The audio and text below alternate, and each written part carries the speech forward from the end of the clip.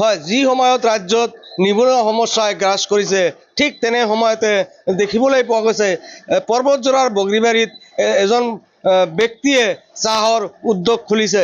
এই ব্যক্তিজন হৈছে ৰূপন পাল। এই ৰূপন পালৰ যি চাহৰ উদ্যোগ, এই চাহৰ উদ্যোগত নিবনুৱা সমস্যা, এখেতে কিন্তু নিবনুৱা সমস্যাক হাৰ মানা নাই। তেখেতে নিজাববীয়াভাৱে এই উদ্যোগ খুলিছে। মোৰ লগত মোৰ সতীৰ্থ আছে, সতীৰ্থ নিশ্চয়কৈ দেখুৱাব যি চাহপাতৰ উদ্যোগ। ইয়াতে চাহপাত পেকেটিং হৈ এই বিভিন্ন ঠাইত চাহপাত হোলচেল ৰেটত ইয়াৰ পৰা দিয়া হয়। এইখন হ'ল উদ্যোগ। মোৰ সতীৰ্থ নিশ্চয়কৈ দেখুৱাই আছে কেনেদৰে চাহপাত পেকেটিং হৈ আছে। এই অসমৰ এক সম্পদ চাহপাত। এই চাহপাত বিভিন্ন ঠাইত হোলচেল ৰেটত ইয়াৰ পৰা দিয়া হয়। এই বাণিজ্যিক কেন্দ্ৰ, এই বগৰীবাৰীৰ যি চাহ বাণিজ্যিক কেন্দ্ৰ আছে, এই চাহ বাণিজ্যিক কেন্দ্ৰৰ পৰা বিভিন্ন ঠাইত এই চাহপাত হোলচেল ৰেটত দিয়া হয়। এই হোলচেল ৰেটত ইয়াৰ পৰা যিসকল ইচ্ছুক গ্ৰাহক আছে এইখন চাহ উদ্যোগত আহি যোগাযোগ কৰিব পাৰিব।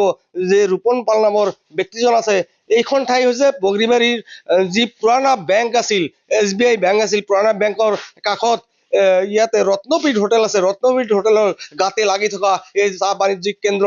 এই চাহ বাণিজ্যিক কেন্দ্ৰত নিশ্চয়কৈ দেখিবলৈ পাইছে, মোৰ সতীৰ্থ দেখুৱাইছে ইয়াতে কেনেদৰে চাহপাত পেকেটিং হয়। ইয়াৰ পৰা হোলচেল ৰেটত বিভিন্ন ঠাইত দিয়া হয়। অসমত বিভিন্ন ঠাইত ইয়াৰ পৰা চাহপাত দিয়া হয় হোলচেল ৰেটত।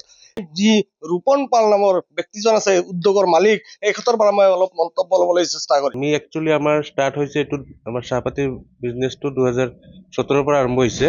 2017 পৰা কৰি আছোঁ আৰু মোৰ পেকেটিংটো মোটামুটি 2 বছৰমান হ'ল পেকেটিংটো কৰি আছোঁ। ইয়াত 5 টকা হয়, 10 টকা হ'ব কেইদিনমান পিছত। আৰু কাৰো যদি লাগে হোলচেল ৰেটত পাই যাব। মই ডাইৰেক্ট ফেক্টৰীৰ পৰা অনা অসমৰ যিটো ভাল স্পেচিয়েল মাল যিবিলাক আছে চব আছে আমাৰ ইয়াত। স্পেচিয়েল বহুত হোলচেল ৰেটত পাই যাব। আপুনি ক'ত এই যি চাহপাত হোলচেল ৰেটত কোন ঠাইত দি আছে? আমি অকলে কৰি আছোঁ, মানে এই লৱাৰ আছামত যিবিলাক বঙাইগাঁও, চাপৰ, বিলাচীপাৰা, চাপৰগাম, ধুবুৰী, গৌৰীপুৰ, তাৰপিছত আছে আৰু কালডোবা, আগমনি, হালাকুৰা, এইবোৰ চাইডত দি আছোঁ আৰু। নিশ্চয়কৈ যিহেতু আপুনি এখন কাৰখানা খুলিছে, আপোনাৰ কাৰখানাত কেইজন ব্যক্তিয়ে কাম কৰে? 3-4 জন কাম কৰি আছে এতিয়া। কি ক'ব অসমৰ ৰাইজক, যিহেতু আপুনি চাহপাত অসমৰ বাবে বিখ্যাত? মানে আমি যেতিয়া বাহিৰত যাওঁ, মানে সিহঁতেতো চব অসমৰ পৰা আহিছে, চাহপাত লৈ আহিবি বা কিবা ভাল এটা, মানে সেই বাহিৰৰ মানুহ ভাবে যে অসমৰ চবৰে ঘৰতে চাহ হয় আৰু, কিন্তু তেনেকুৱা নহয়। মানে অসমত চাহটো স্পেচিয়েল ভাল হয়। অসমৰ ৱেডাৰটো চাহপাতৰ কাৰণে ভাল। যিহেতু নিবনুৱা সমস্যা গ্ৰাস কৰিছে, কিন্তু এই ৰূপন পাল নামৰ ব্যক্তিজন যি চাহৰ উদ্যোগ খুলিছে, যি হোলচেল ৰেটত বিভিন্ন ঠাইত চাহপাত দিয়ে, কিন্তু এখেতে এই ৰূপন পালৰ কাৰখানাত 4-5জন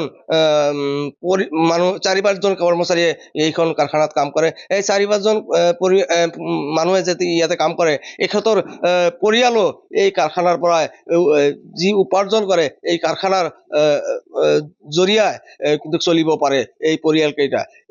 যি ৰূপন পাল, এই ৰূপন পালে কিন্তু ভাল এখন পদক্ষেপ গ্ৰহণ কৰিছে। এই আমাৰ যি পৰ্বতজোৰা বগৰীবাৰী আছে, পৰ্বতজোৰা বগৰীবাৰীত